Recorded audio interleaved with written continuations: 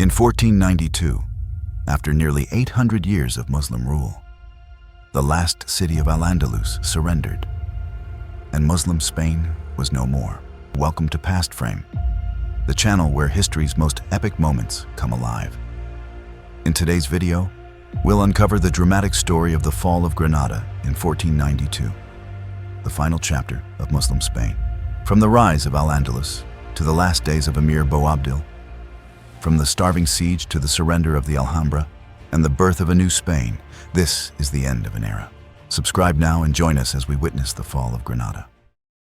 The story of Granada's fall cannot be told without going back to its beginning, the rise of Muslim Spain. In the year 711, across the narrow waters of the Strait of Gibraltar, a small but determined army crossed from North Africa into Iberia. At its head was Tariq ibn Ziyad, a Berber commander serving the Umayyad Caliphate. Legend says that upon landing, Tariq ordered his men to burn their ships, declaring, "Behind you is the sea, before you is the enemy." There is no escape, but in victory the Muslims struck quickly. Within a single generation, almost the entire Iberian Peninsula had fallen under Islamic rule. They called the new land Al-Andalus. For the next centuries, Al-Andalus became one of the most advanced societies in medieval Europe. Its cities rivaled the greatest capitals of the age. Cordoba, with its dazzling Great Mosque, grew into a city of more than 500,000 people, larger than any in Christendom. Its libraries held hundreds of thousands of manuscripts, preserving and expanding the knowledge of Greece, Rome, and the Islamic world. Streets were lit by oil lamps. Fountains and aqueducts brought fresh water, while much of Europe remained in darkness. Scholars in Al-Andalus excelled in mathematics, medicine, astronomy, and philosophy. Figures like Averroes, Ibn Rushd, and Maimonides shaped intellectual thought for centuries. Poetry and music flourished, blending Arab, Berber, Christian, and Jewish traditions into something entirely unique. For a time, Al-Andalus represented a golden age of coexistence. Muslims, Christians, and Jews, though not equal in status, lived together in a society that valued learning and trade. The blend of cultures gave rise to achievements that would later help spark the European Renaissance. But this golden age carried within it the seeds of decline. Internal rivalries, competing dynasties, and divisions between Arabs and Berbers slowly weakened unity. And in the north, Christian kingdoms watched, waiting, and growing stronger. Still, by the year 1000, Al-Andalus stood at its peak, powerful, wealthy, and admired across the known world. Yet the shadows of conflict had already begun to stretch across its future. The golden age of Al-Andalus could not last forever. By the 11th century, cracks had begun to appear in the once mighty Muslim realm of Iberia. The great Caliphate of Cordoba, which had dazzled the world with its wealth and culture, fractured under civil war. Instead of one strong state, dozens of small kingdoms emerged, known as the taifas. Each taifa had its own ruler, army, and court, but they spent more time fighting one another than resisting the growing power of the Christian north. This weakness gave the Christian kingdoms their chance. Step by step, they pushed southward in what history calls the Reconquista. In 1085, the Christian kingdom of Castile captured Toledo, once a jewel of Muslim Spain. The shock of this loss forced the taifas to call for help from North Africa. First came the Almoravids, fierce Berber warriors who crossed the sea to defend Al-Andalus.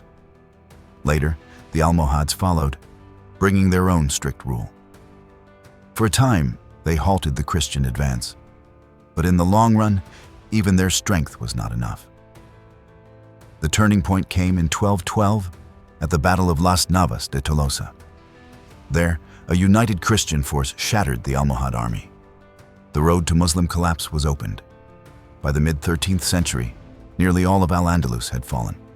Cordoba, Seville, and Valencia were gone. What remained was a small but defiant state in the south, the Nasrid Emirate of Granada. Granada was a fortress of survival. Surrounded by mountains, protected by the rivers and hills of Andalusia, it became a refuge for Muslims fleeing the lost cities of Spain. Its rulers, the Nasrid dynasty, built the magnificent Alhambra Palace, a symbol of both their pride and their vulnerability. Granada endured not through conquest, but through diplomacy. The Nasrids paid tribute to Castile, offering gold and loyalty in exchange for peace. They balanced alliances carefully, sometimes supporting Christian wars against rivals, sometimes sheltering Muslim refugees. For more than 250 years, this fragile state survived. Granada's markets flourished with trade from North Africa. Its poets sang of gardens and palaces, and its rulers dreamed of lasting glory. But the dream was built on shifting ground. By the late 15th century, Christian Spain had transformed.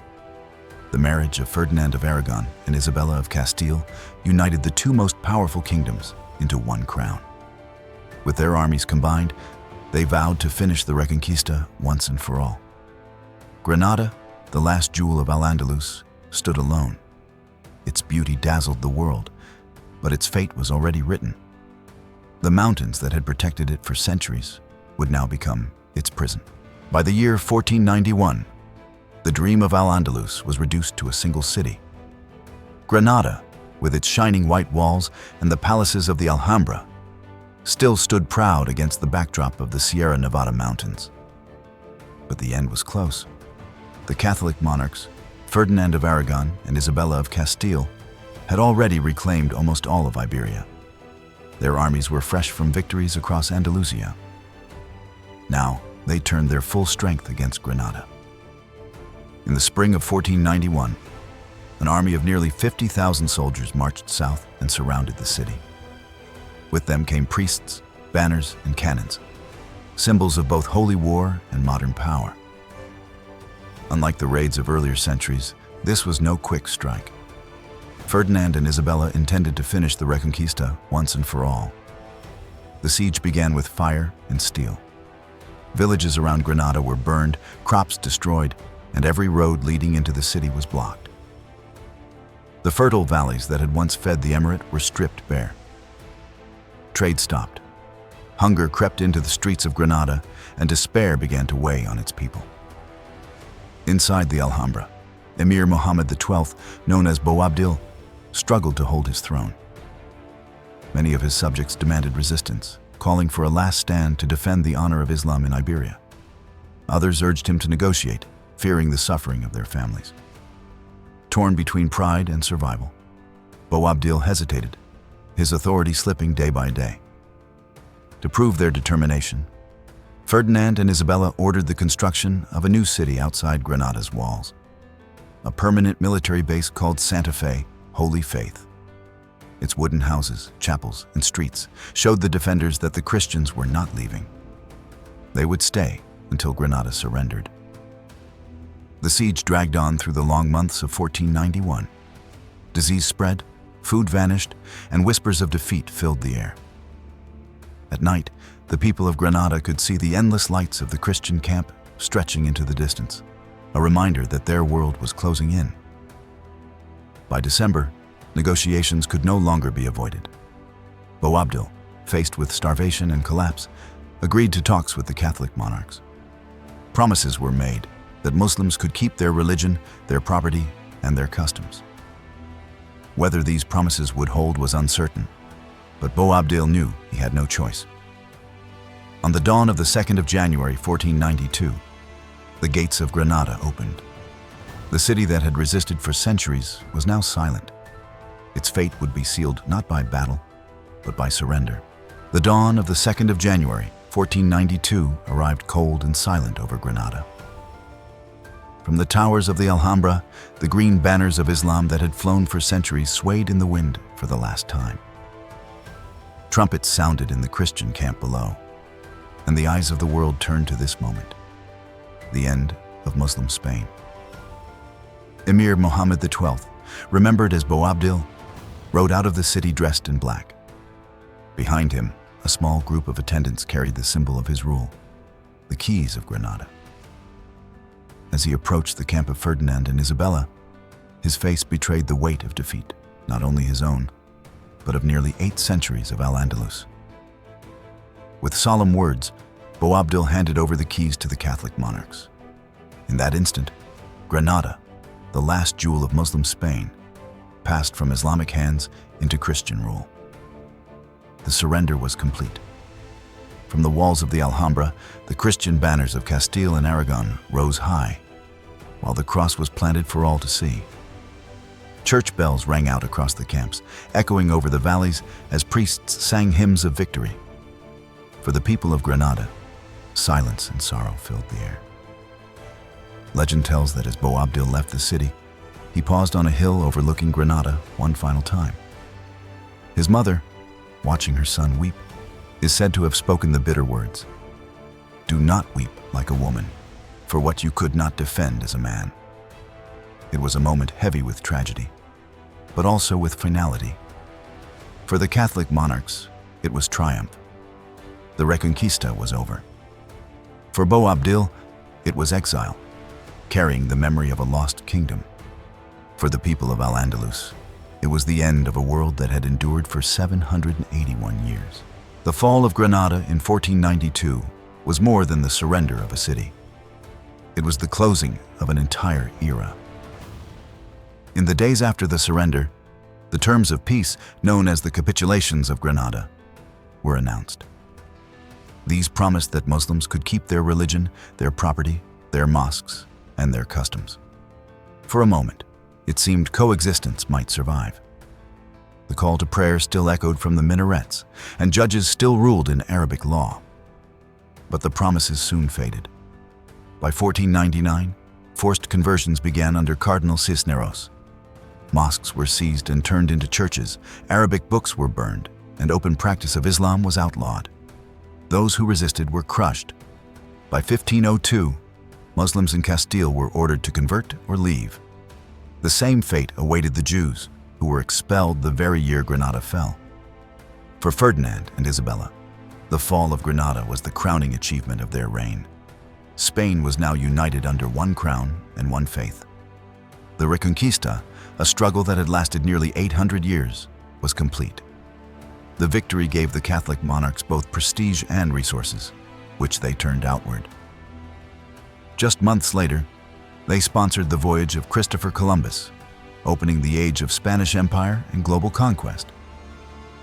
For the Muslims of Spain, the fall of Granada marked the beginning of exile, loss, and fading memory. Many fled across the Mediterranean to North Africa. Those who stayed became the Moriscos, Muslims forced to convert to Christianity, but often clinging secretly to their traditions. They lived under suspicion until even they were expelled in the early 17th century. And yet, though Muslim Spain was gone, its legacy endured. The palaces of the Alhambra, the gardens of Andalusia, the poetry and architecture, the knowledge preserved and passed on, all remained as silent witnesses to a vanished world. The fall of Granada was both an ending and a beginning. The end of Al-Andalus, a civilization that had thrived for centuries, and the beginning of a new Spain that would dominate the world stage. But in the stones of Granada, in the verses carved into the walls of the Alhambra, and in the memories of those who still remember, the echoes of Al-Andalus have never truly died. The fall of Granada in 1492 was not just the end of a kingdom.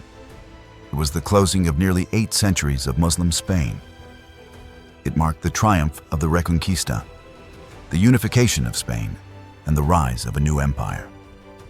But it was also the loss of a civilization whose gardens, palaces, and knowledge had shaped the world. This was Granada, the last breath of Al-Andalus, and the moment when history turned a page.